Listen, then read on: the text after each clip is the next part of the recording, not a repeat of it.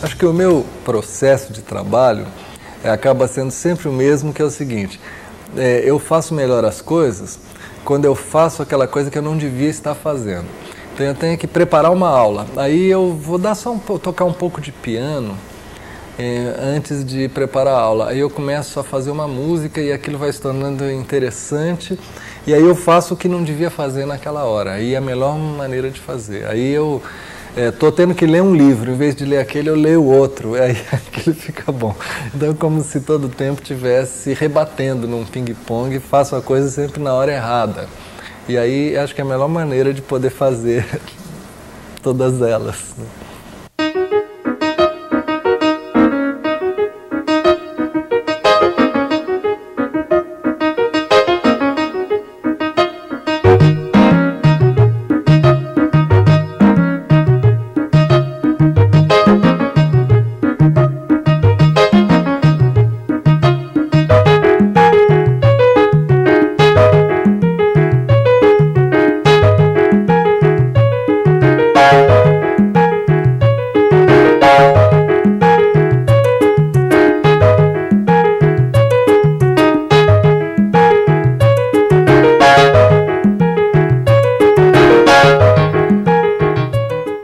É uma coisa engraçada que tem gente que me conhece como músico e depois se surpreende que eu seja professor de literatura. Tem gente que me conhece há muito tempo como professor de literatura e depois se surpreende porque eu sou músico, eu apareço fazendo música e aí se coloca o problema como se fosse assim: afinal eu sou um músico que é também professor de literatura, ou é um professor de literatura que deriva para a música, mas como se precisasse de algum modo haver uma definição primeira que a pessoa faz como profissão e a outra que a pessoa faz como verdade do impulso dela, né? Agora, para mim é engraçado que eu não saberia dizer que o meu impulso é para música ou para literatura, porque desde muito cedo, desde sempre, eu quis as duas coisas, né? Minha mãe propôs que eu estudasse piano, ela propôs para os 3 filhos dela, mas eu que me interessei por aquilo. Eu tinha vontade de extrair sons de um instrumento, ver o que acontecia, compor música com aquilo e tal. Ao mesmo tempo eu ganhei a coleção do Monteiro Lobato, de um padrinho meu, e li tudo aquilo de fio a pavio e fiquei fascinado por esse mundo de histórias inventadas, e também queria inventar histórias, queria escrever livro, né?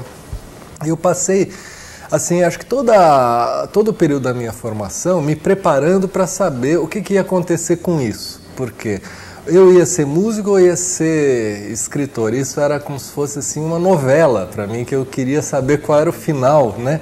Eu fui estudando piano, toquei piano clássico, fiz concertos durante um tempo. Quer dizer, quando eu estava na adolescência, eu estava estudando muito para me tornar pianista clássico. Eu tive essa formação por um lado. Ao mesmo tempo, eu escrevia coisas, continuava lá acalentando o desejo de ser escritor e tal. Depois chegou um momento que eu estava fazendo música no sentido como pianista e entrei na faculdade, no curso de letras, na Maria Antônia da USP, que estava em ebulição total em 1967, 68. Então, como se fosse o mundo inteiro estava se cruzando ali, né? Mas a literatura por um lado, mas também os festivais de música popular que aconteciam ali em volta da faculdade, que as pessoas estavam ali por perto. A gente viu o Chico Buarque passando, né? Às vezes o debate com o Caetano e o Gil por causa do tropicalismo acontecendo ali do lado. Essas coisas estavam muito dentro da vida da universidade.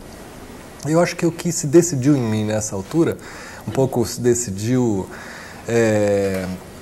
para valer, como se fosse assim, com a minha entrada no mundo adulto, foi o fato de que aquele era um lugar, a Faculdade de Filosofia, onde todas essas coisas aconteciam juntas ao mesmo tempo. Quer dizer, estudava-se literatura ali dentro, mas também havia teatro em volta, o cinema que estava se produzindo, a vida política da qual tudo aquilo estava ligado, e a música, e no caso a canção, a música popular, que é uma forma de música ligada à poesia, portanto à literatura, que quase indicava que os mundos não eram tão separados quanto poderiam parecer se a gente pensasse num pianista clássico e um escritor por um lado. Então, eu acho que essas linhas de cruzamento, para mim, acho que foram assim decisivas para tudo. Eu, no fundo, me convenci que essas coisas não estavam separadas, mas todas elas se alimentavam umas das outras e tudo.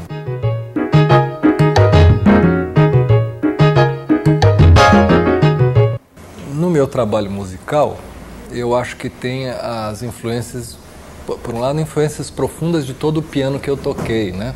Então, as músicas, eu acho que muito Chopin, não é? E Jobim, por um lado, quer dizer, compositores de melodias com harmonias, não é? Que tocaram através, que compuseram através do piano. Essa é uma coisa forte no meu jeito de fazer música, né? Caetano Veloso é uma referência que é uma referência de descobrimento do mundo. Quer dizer, eu conheço muito bem tudo que o Caetano Veloso fez ou disse, quase que sei de cor, e sei, como se fosse sobre qualquer assunto, eu sei qual é uma opinião que Caetano Veloso, ou numa canção, ou numa entrevista, em algum momento disse sobre aquilo. Coisa que eu sei dizer, poderia responder um programa só sobre. Você joga qualquer assunto e eu relaciono com Caetano Veloso. Quer dizer, para mim é como se fosse assim uma obra de referência que eu consulto, né? E ao lado disso, Chico Buarque, Gilberto Gil, em suma, eu fui formado pela música popular dos anos 60, que deu para mim as coordenadas do que. Mesmo quando estou escrevendo o som e o sentido, ou estou escrevendo sobre literatura, ou sobre Guimarães Rosa, para mim, acho que a música popular no Brasil, ela criou um modo de pensar, né? Que eu até costumo relacionar com a ideia de Gaia Ciência. Gaia Ciência é a expressão que os trovadores usavam a certa altura, na Idade Média, para falar do saber que tem aquele que faz canções. E é um saber não só sobre fazer canções,